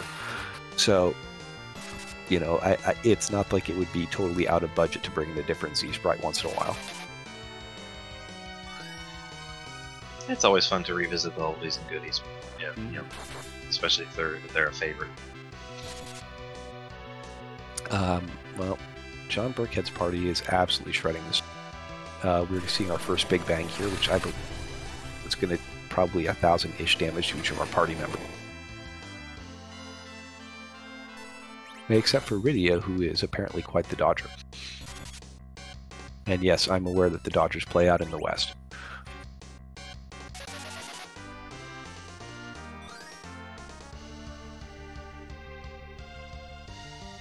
Meanwhile, Dr. Cossack taking on that Ogopogo again. Still struggling with it a little bit. Cecil not quite putting up the... Oh, Cecil is not even Berserk. Maybe going for cover strats a little bit? It could be. I mean, that Ogopogo's hitting hard, and I think that's why Dr. Cossack had such a strong... So I think we're going to take it kind of conservative and get there. That Cecil on John Burkhead's side hitting for almost 8,000 damage there. That is getting to be pretty top end. Meanwhile, more darts. I didn't see what that was, but it did about 5,000 damage. Edge doing work with that boomerang for Dr. Cossack, just trying to burn down that Ogopogo.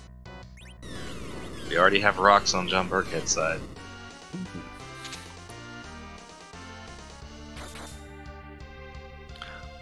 Well, that means we have less than 12,000 damage to go. That's 7,000 out of Berserker, and he is going to go for a crumble skip here. He is not successful. He didn't quite have enough damage on it, and we're going to have the fancy white kill off of Rosa. And that, I believe, is it. We have the crack boom, and John Burkhead is your winner tonight. I believe we will see the official time shortly. It's going to be just shy of an... Time 1:18:49. Great shot, John. That was one of a million. Yeah. And speaking of, we are joined by the man himself, John Burkhead. GG, sir. GG's, and back, of course. Well, we must congratulate you that this seed really seemed to go your way for a lot of it. Yeah, the things that I like to do kind of all worked out a little bit. You know, I can remember like a year ago, Possum, not knowing I was in the room, calling me like a cautious player, you know, very traditional kind of player. And I've tried to, and he was right, and I've tried to kind of, you know, I guess be a little more aggressive. And then Rybon made a comment along the lines of like, you know, playing to win versus playing not to lose. So I've been trying to play to win. You know, fading Sheila 1 or not, trying to go ahead and kind of do that, what you call it, the water hag down in the Fey March. So I've just been trying to go ahead and make aggressive but smart, calculated plays, and it all just kind of worked out with this one. Well, one of the things I've been told about this thing is, I've been told as a prize seed is to always attack aggressive. So I guess let's go back to the start of the seed a little bit. You see that Golbez right away in the Baron Inn. Does knowing he's there affect your routing or decisions down the way? If I'd gotten early Magma, I was going to look for a Heroine robe. I did look for Heroine robes because that would prevent, not the demolish necessarily, but that would prevent the, you know, the entanglement. And it, you know, you're still looking for Gauntlet, which of course we found it at the waterfall, and you're still looking for Demist. So it didn't really affect the routing, but it was kind of nice to, first of all, see Rosa, number one, and number two, you know, just have one boss hunt, because, you know, they're a pain in the butt off the table. I guess, you know what, that's not true, because I knew that if I was going to do Eblin, I was going to want Rosa to be a part of it to get the levels. So I guess it did affect me a little bit.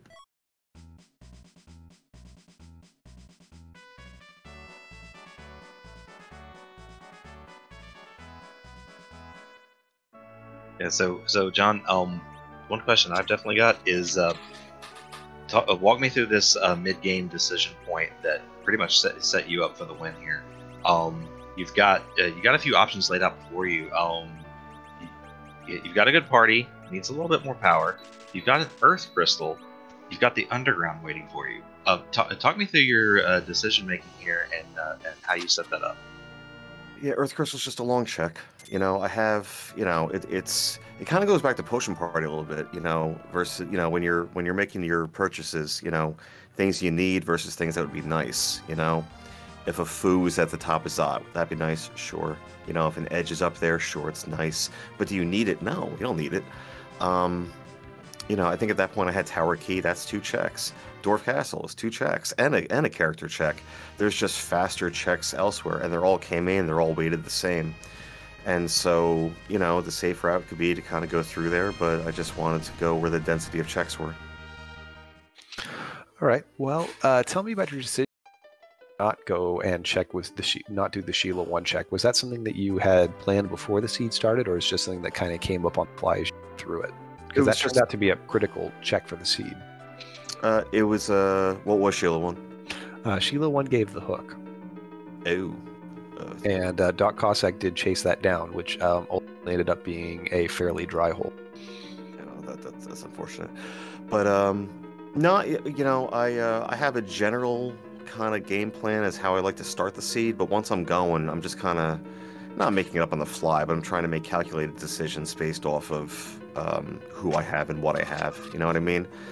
And once I got darkness, it was like, let's just go. Maybe the pants on the moon. I don't know. Let's just go. There's an objective up there. There will be my levels. And at that point, I think I had the Dragoon Spear already. So, tier 8s, it's like a 60% chance or something absurd. On the moon, I have Cecil. I'll find a Holy Sword, or I'll find another Adam. I'll find something. And even if it's Bimmy and Jimmy, I have a Dragoon Spear, and I have Adamant Armor. Like, I'm going to get through any of the traps. So let's just find a Holy Sword up there, burr, and then figure it out from there.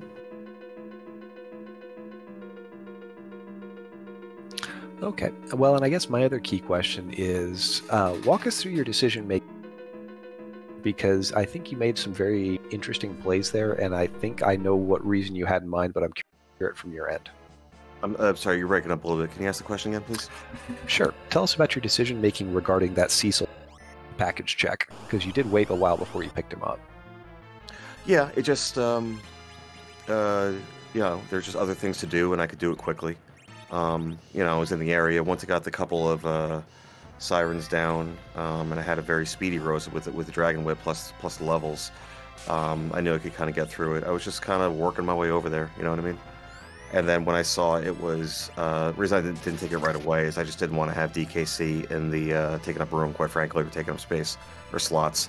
So that's why I went back the second time. Well, I think we are just past the embargo for the Tuesday night match, which I think is, I can mention that Brewdoo Attitude has actually won this match now by virtue of your win plus Elvin Sara's victory Tuesday. I don't want to spoil the race from yesterday for how that outcome came. So what's next for your team? More Brewdoo Attitude. That's what's next. It's just been fun. I think that's this is obviously for people that have been around for a minute, this is a very different dynamic than what we're used to. With the team aspect, Vic and I went to college together. We're pretty good friends. So just talking strategy with that and watching into Curry become just this, very quickly this wonderful player. And Elvin and I, he's my Twitch brother. He's we're incredibly close. So just playing, hanging out, and being grown-ups that play video games with some Brewdoo attitude. All right. Well, congratulations again. Great run tonight, and wishing the best for you in the future.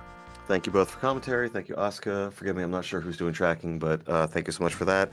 And GG's to Doc. I was not knots in my stomach all day, but it was in the back of my mind. I was like, oh man, I got to bring it because Doc is very, very good. So thank you so much, and I'll catch y'all later.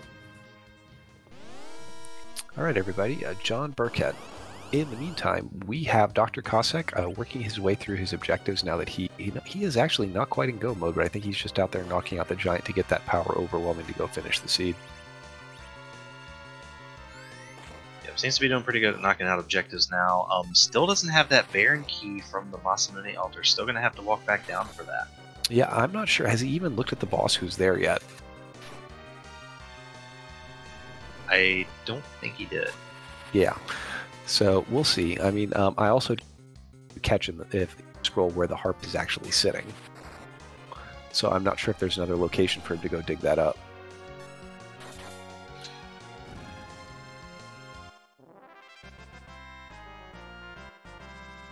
But Dr. Cossack now through the Elements fight and have the 5th objective lit up. Just has to go check the Masamune spot. Or who knows, we may see the Divergence to go check. Well, you know, it's kind of interesting. There is a mostly free boss appropriate to survive the hits the first time they were down there, and of course with the Darkness Crystal both have been up on the moon. I'm wondering if he's at all tempted to go look at it. It appears that the pan is going to be the location from the harp for the harp, but I'm not quite sure where the pan is either.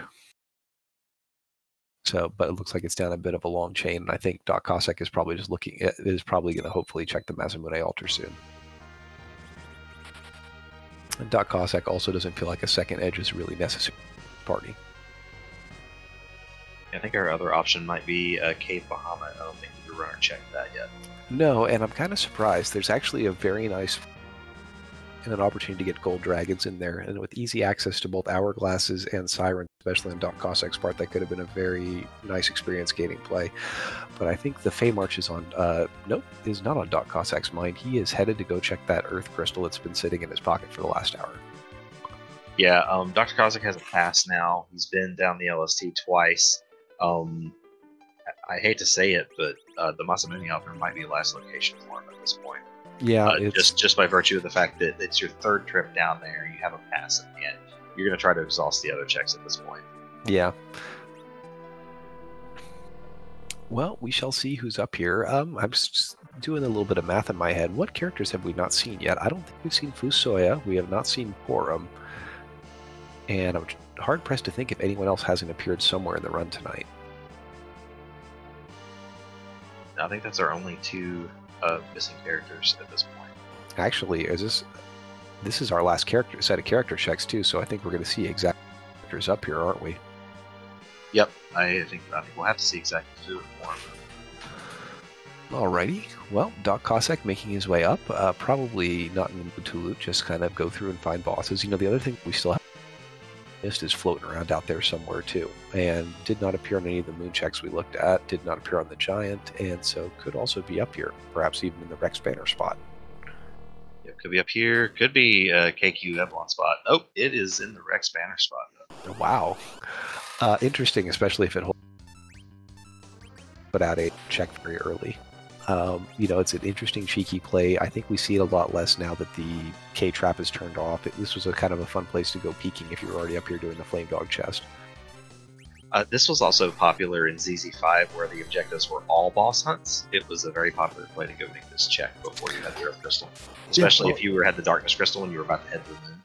Yeah, it's just one more spot to cross up, and there were off for some.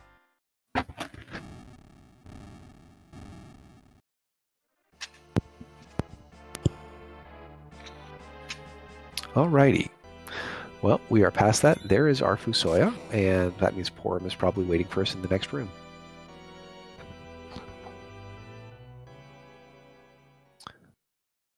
Alright. Doc Cossack watching Kane gather himself up here and headed on for the next spot. Is there any chance you think that we keep this Fusoya, or you think he is just going to be thrown out like like an old leftover hand you don't need anymore? Yeah, not too sure. Like I said, I don't really think there's an upgrade there that you want, and in fact, you probably do want all three of those melee characters. Yep. Well, and I think the lack of mana pool is just too much to not grab them. It'd be nice to have somebody at Nuke, but Riddy is starting to get close with the amount of extra experience that Cossack is picking up with those 10 key items. And we have Mylon Z, who is going to get to be friends with Mr. Crystal Sword here.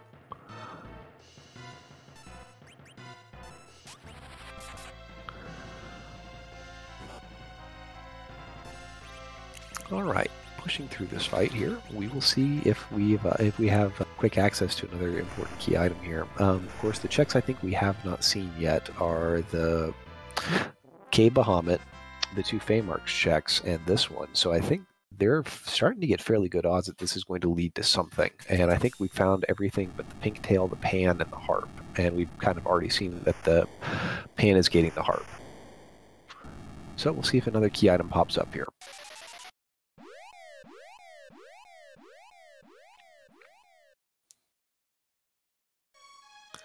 And we have the defensive sword, which is a slight upgrade for Kain for the end game, but not quite what we're looking for here. Not quite. We still have a Demas to check. If that doesn't hit, we do have Fey March bosses too. I don't think either runner hit those. Yeah. Well, Doc Cossack up to go remind himself if he's checked. No, he's going to go check the Village Mist for something. Oh, the D-Mist. That's right. The D-Mist has to be turned in still. Here I am forgetting what happened 5 minutes ago. And there is our harp. All right, Doc Cossack has entered Go mode and will be getting us in round.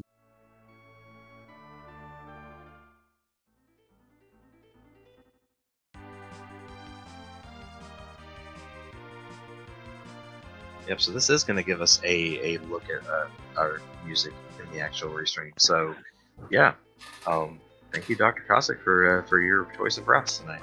Well, always a crowd pleaser, and you know, as the fans of the seed, the highlights get to hear the music in there. So it's always fun. Of course, I don't think we talked about this when John Burke had pulled the music up during his post-game interview, but like the Z Sprite, the musical song has been programmed in and randomized with others. I don't think I don't believe that the pool is quite so big as it is for the Z Sprite, but there's a fairly substantial amount of music in here. And particularly if you love the old video games and especially classic RPGs, there are a lot of things to find in here. Of course, I did spot our old Xenocat in chat earlier, who is responsible for a significant, if not the majority, of the songs that are currently in the harp pool.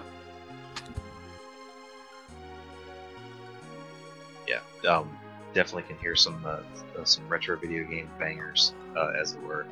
One thing I'm thinking about is, as I've seen this path play out for Dr. Cossack,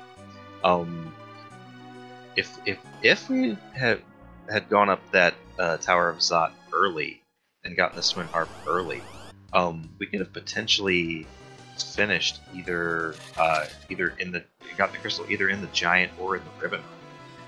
Just trying to imagine how differently that could have played out for Dr. Cossack, how interesting of a race that would have been.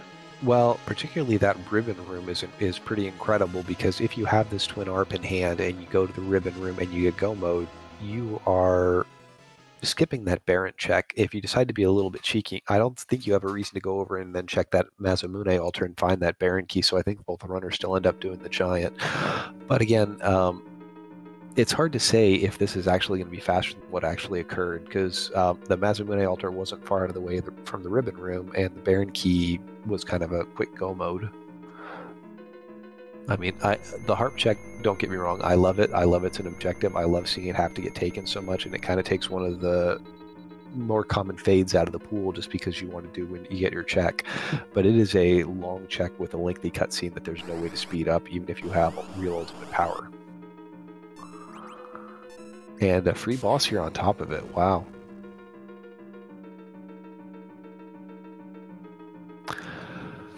Well, this should be a pretty quick fight for Dr. Cossack. These, frankly, these officers are both as clumsy as they are stupid.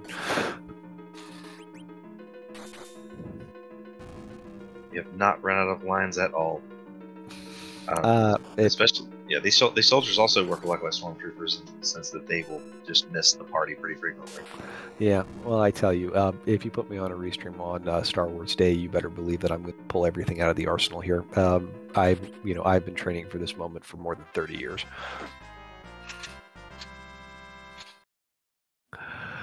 All right, Doc Cossack completes the harp check and is going to be in Go mode with his crystal as soon as he touches the crystal here.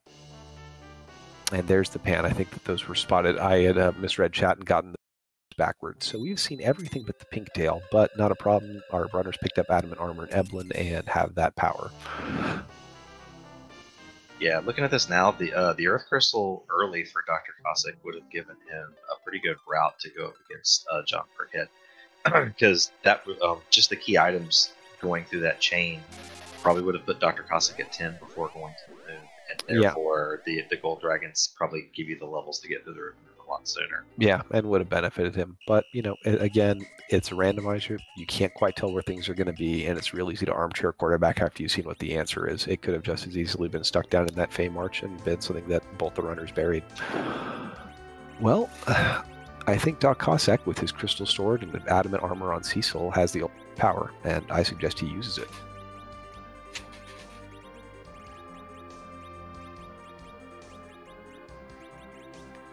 All right, we have a bit of an equipment thing. Of course, for those of you who are learning Free Enterprise and are playing with Adamant Armor and a strong power, I would remind you that there is a little danger in switching Adamant Armor off of a character, namely something called Adamant Armor Sickness. It's a unique bug for Final Fantasy. I don't think the developers really tested multiple people getting Adamant Armor with the difficulty in obtaining it in the first place. But if you move it around, a character suddenly gains a bunch of elemental weaknesses. This won't be a problem for Doc Cossack because it's a Z fight, and I think he's aware of it, but it might have been a reason that he was reluctant to remove it from that Kane and over to Cecil for earlier fights up on the moon. But we will get a second chance to see someone's butt get kicked tonight from courtesy of Dr. Cossack. Yep, Dr. Cossack being careful to not be too proud of the crystalline terror he constructed. The ability to blow up the moon is insignificant next to the power of the light. Mm-hmm. All right. Well, let's go in there and see if Lord Jackson, recruited in the Imperial Navy, will be ready to take us on.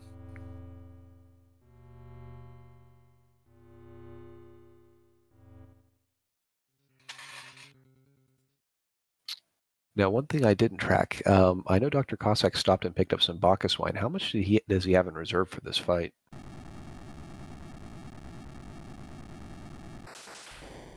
Good question.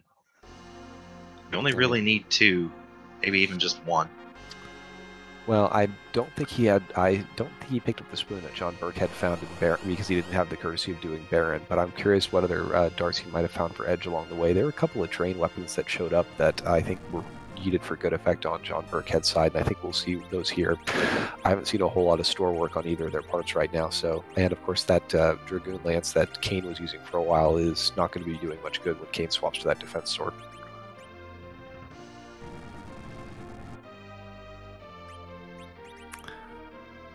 All right, a little shake, rattle, and roll from Zeroman, but we will soon see what he...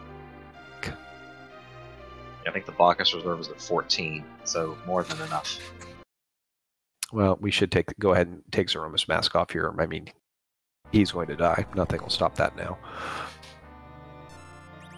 Yep, we have enough Bacchus wine for a cantina party in here. Oh, yeah. Well, then let's get Figma and Dawn here, and we'll go from there. Doc not going to mess around. We're going to Zerk all 3 of our Belay characters, and we are going to grind this thing into the ground.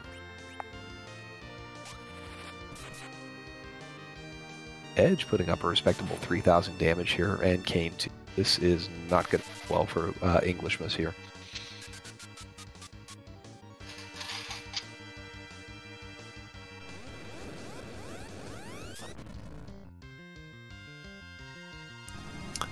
That was an unpleasant counter nuke at Edge, though.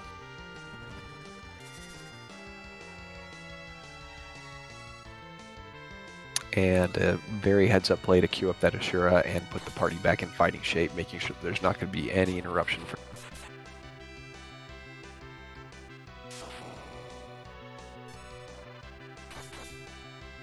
All right, Cecil swinging for a good 6,000 here, and again, I think the overall damage output is actually a little higher than we saw in the Burkhead fight, just because the additional power on the and levels on both the Edge and the Kane here.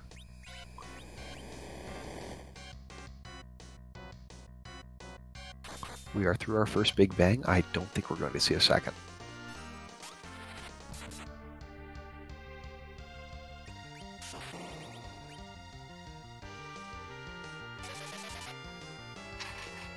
A little insurance cure 4 just to make sure nothing weird goes on. But again, I think this is well in hand, and Doc Cossack has got his business well handled.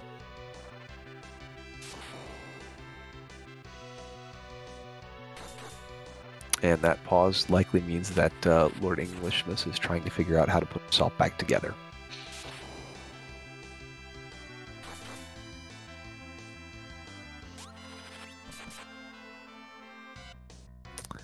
Once again, damage coming out. So, well, let me take a minute here. Well, we'll wait until this fight is over. We've had a chance to comment on it before I speak about it, but we do have more upcoming matches. There's quite a few exciting things on tap for this weekend coming forward, and you'll want to stay tuned to find out all about them.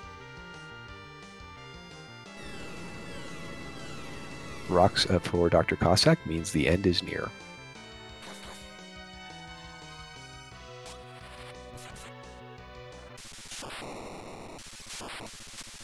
All right, put the medals around everyone's necks, except Chewbacca, of course, because he gets slided. Doc Cossack has completed the seed in a time of 1 hour, 42 minutes, 14 seconds.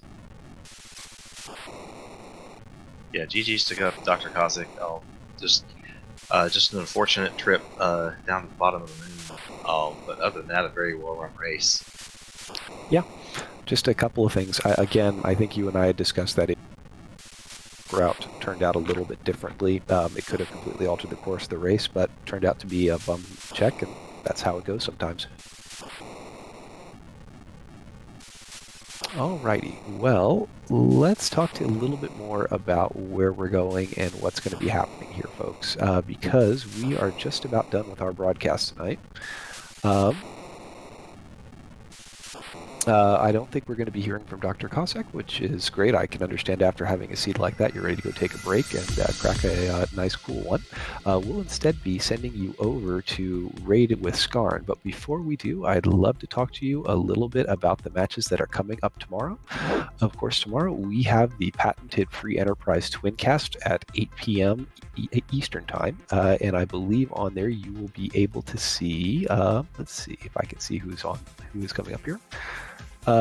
You're going to be able to see Nitsi versus HeartGamer 26 and Soapbox Gamer versus Jay Brun. And that's going to be on Free Enterprise The Mothership. And then on Free Enterprise 2 for the nightcap at 10 o'clock Eastern Time, you'll be able to watch Klopfer versus Professor Renderer and Neon Gray versus Scott.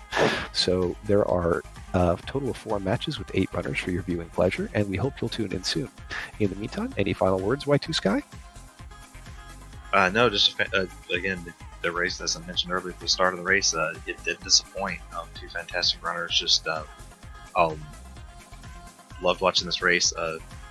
John Burkhead put on the clinic tonight. Definitely looking forward to the matches tomorrow night. And yeah, when we raid over to watch Skarn do Moonville mixed practice, Skarn is one of our newer runners and my Golbez teammate. So definitely showing some love. Cheer him on. He's been just working his tail off, trying to get better every week. So yeah, definitely give him a cheer before you log off for tonight. All right, have a great night, everyone. May the 4th be with you.